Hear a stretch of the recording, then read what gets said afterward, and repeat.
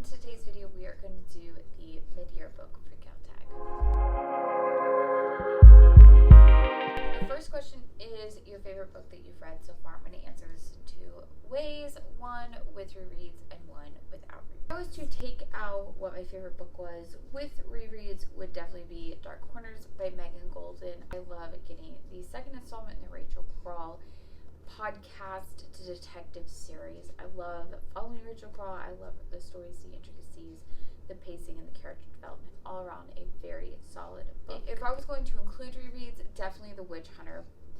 I love this book. It makes me excited just thinking about it, but the depth of the story and how each time I've read it, I've seen just another little clue somewhere in there that I missed the first time that makes this story just as intriguing as it was the first time. The second question would be the best sequel of 2023. I read all of the Scholomance series, so I guess it has a sequel in it, even though it's a trilogy, but this would be hands down my favorite sequel of the year. I love this magical world. I love the deadly education. I love the school.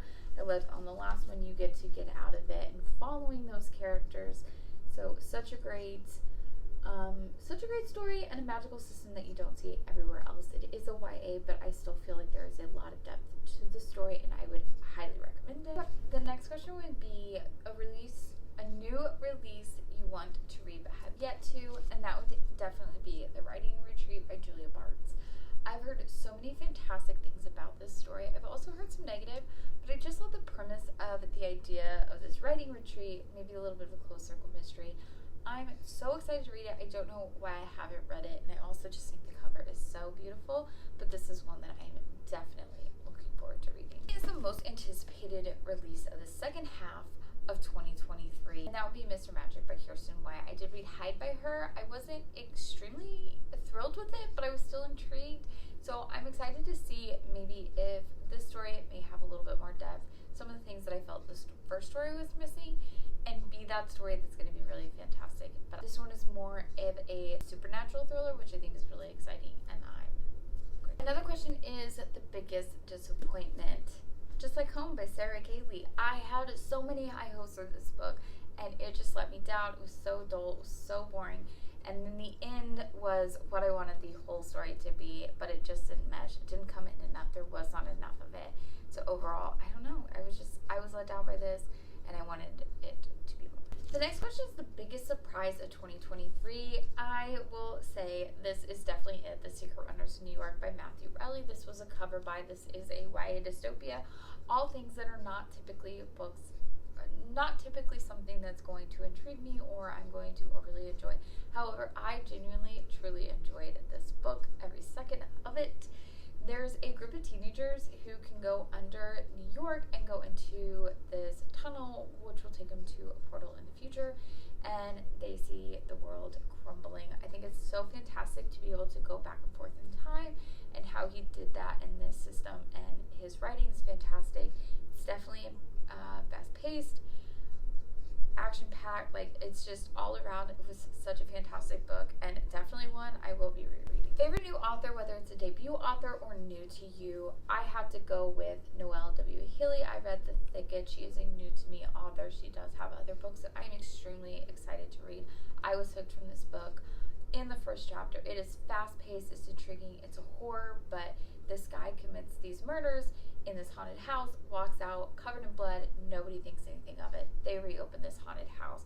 I thought the pacing was great with this, some of the twists and turns throughout it, and the action, and the just overall such a fantastic book, and I'm excited to see what other kind of things she's done. New Fictional Crush is definitely going to be Thorton from Hook, Line, and Sinker. I liked his personality, his kind of chill vibes, his honesty with talking to her but still holding back. I don't know what it was, but something about it, every time they'd talk about him, made me think of my husband, so maybe that's partially why, but overall I think he would be, of all the books that I read, definitely my new fictional crush. What is your newest favorite character? I did take out rereads because obviously if I read it, they can't be my new favorite character, otherwise that would definitely have some different changes. But I do think Crystal from Set Anew by Amy Lea, I loved kind of her sassiness and her funness, and just being able to relate to her in senses of, you know, body image and health and fitness and trying to balance being healthy and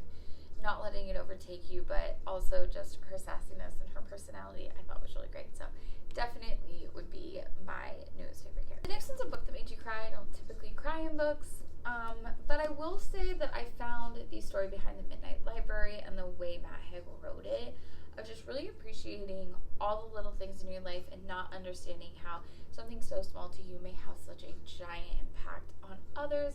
And so I will say that I just truly love the message behind this, and it fit in the moment of my life, but also I just think overall it's always a good message to hear. So I'm going to go with that is the book that made me cry. The next one's a book that made you happy, and I definitely have to go Rules Are Meant to Break by Natalie Williamson. Full disclosure, I do know this author, but I just had so much fun reading her book. One, to see what did she come up with. Like, there's definitely books that I can remember from my youth that she read, that I read, and enjoyed and still do to this day. But also because it was fun reading a story that, one, you know the author, but then seeing the aspects of real life that she brought into this story and being able to relate on such a deep level with the book. And I thought she did such a wonderful job. But that is definitely a book that makes me happy and excited and proud of what she did. The next question is the most beautiful book I bought this year, which is Did I Say You Could Go by Melanie Gideon. And it's textured. I don't know if you can see it. It's texture with this water. I did buy this on a trip me and my husband were on in Colorado. Definitely a cover buy. I am intrigued in the stories, but so that will feed us into the next one of what are some books you definitely need to get to this year. This would definitely be on that list. I picked out 4 more to go on that. Not the Witchy Wed by April Asher. Such a fun romance. I think the cover is beautiful. It's going to have that witchy vibe. So definitely one I'm excited to read. Final Girls by Reilly Sager. Full disclosure, I have read this, but this is just a book I have been wanting to reread for so long. So I just really need to get around to rereading it. The next one is The Last Grudge. This is the 3rd one, Jessica Naomi series. And I've reread the other 2 this year. As I mentioned earlier, The Witch Hunter was one of my favorite books, and this is the 3rd one. I just really need to get to reading it. Another one is The Ghost Eaters. This cover is absolutely stunning, so intriguing. You are hooked and spooked in this book. It's going to be, from my understanding, a really intense thriller, supernatural, and I'm so excited to read this, and I just need to get there. That will wrap it up for our mid-year book freakout tag. Please know any of your thoughts on any of these questions, and I will see you in the next one. Bye.